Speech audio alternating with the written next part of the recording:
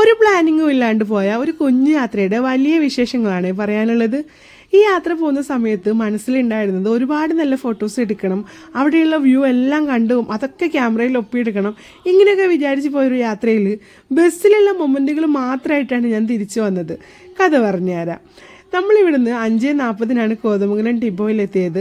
അവിടെ എത്തിയപ്പോൾ നമ്മുടെ കൂടെ യാത്ര ചെയ്യാനുള്ള എല്ലാ ഫാമിലീസും വന്നിട്ടുണ്ടായിരുന്നു.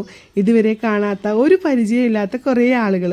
ഇവരുടെ കൂടെ പോയാൽ എൻജോയ് ചെയ്യാൻ പറ്റുമോ, നമ്മുടെ വൈബിനുള്ളവരാവോ, ഇങ്ങനെ കുറേ ചോദ്യങ്ങളൊക്കെ ആയിട്ടാണ് ബസ്സിൽ കയറിയതെങ്കിലും ബസ് എടുത്ത് കുറച്ച് സമയം കഴിഞ്ഞപ്പോൾ തന്നെ എൻ്റെ ചോദ്യങ്ങളും സംശയങ്ങളും ഒക്കെ കാറ്റിൽ പറത്തുന്ന രീതിയിലായിരുന്നു ഓരോരുത്തരുടെയും പെർഫോമൻസ്.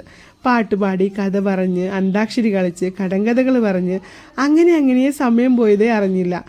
മൂന്നാർ എത്തുന്നവരെ ഒരുപാട് ബ്ലോക്ക് ഉണ്ടെങ്കിലും ഈ ബ്ലോക്കൊന്നും നമുക്ക് മുഷിപ്പ് തോന്നിയിട്ടുണ്ടായില്ല. കാരണം നമ്മൾ പാട്ടൊക്കെ വെച്ച് ഡാൻസൊക്കെ ചെയ്ത് ഓരോ നിമിഷവും അല്ലെങ്കിൽ ഓരോ സെക്കൻഡും നമ്മൾ എൻജോയ് ചെയ്തുകൊണ്ടിരിക്കുകയായിരുന്നു. ശരിക്കും പറഞ്ഞാൽ ഇതുവരെ കാണുകയും അറിയുകയും ചെയ്യാത്ത ആൾക്കാരാണെന്നേ പറയുന്നുണ്ടായില്ല. ഒരു ഫാമിലി ട്രിപ്പ് പോകുന്നതിനേക്കാൾ സന്തോഷമായിരുന്നു ഇതിൽ. ഓരോ നിമിഷവും ഒരുപാട് എൻജോയ് ചെയ്തുള്ളൊരു യാത്ര. ഇനി അങ്ങോട്ട് തമ്മിൽ കാണുമെന്ന് പോലും അറിയാത്ത മനുഷ്യർ ഇത്രയും സൗഹൃദത്തോടു കൂടി അല്ലെങ്കിൽ ഒരു ഫാമിലി ആയിട്ടൊക്കെ യാത്ര ചെയ്യാൻ പറ്റുന്നുള്ളത് ഈ ഒരു ട്രിപ്പോട് കൂടിയാണ് എനിക്ക് മനസ്സിലായത്. പണ്ട് സ്കൂളിൽ പഠിക്കുമ്പോൾ ക്യൂ നിന്ന് ഫുഡ് വാങ്ങിച്ചതൊക്കെ ഓർമ്മപ്പെടുത്തുന്ന രീതിയിൽ ക്യൂ ഒക്കെ നിന്ന് ഫുഡൊക്കെ വാങ്ങിച്ച് കഴിച്ച് അങ്ങനെ എൻജോയ് ചെയ്തൊരു യാത്ര, ഒരുപാട് നല്ല സൗഹൃദങ്ങൾ സമ്മാനിച്ച യാത്ര അവസാനിക്കുമ്പോൾ ഒത്തിരി സങ്കടം തോന്നിയെന്നുണ്ടെങ്കിലും ഇനിയും ഇതുപോലെ ട്രിപ്പിൽ ഇതേ ഫാമിലി ഒത്തുകൂടുന്നുള്ള വിശ്വാസത്തിലായിരുന്നു നമ്മൾ ഈ ട്രിപ്പ് ഇവിടെ അവസാനിപ്പിച്ചത്. ഈ യാത്രയിൽ എടുത്തു പറയേണ്ട 2 ആൾക്കാരാണ് ഈ ബസ്സിലെ 2 ഡ്രൈവർമാർ.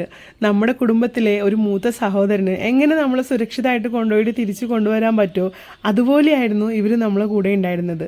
അതുപോലെ നമ്മുടെ കൂടെ ഒരുപാട് ഇവർ എൻജോയ് ചെയ്യുന്നുണ്ടായിരുന്നു. അപ്പോൾ അടുത്തൊരു യാത്രയിൽ ഇതേ ഫാമിലിയോട് കൂടി ഇനിയും പോകാൻ പറ്റുന്നുള്ള പ്രതീക്ഷയോടെ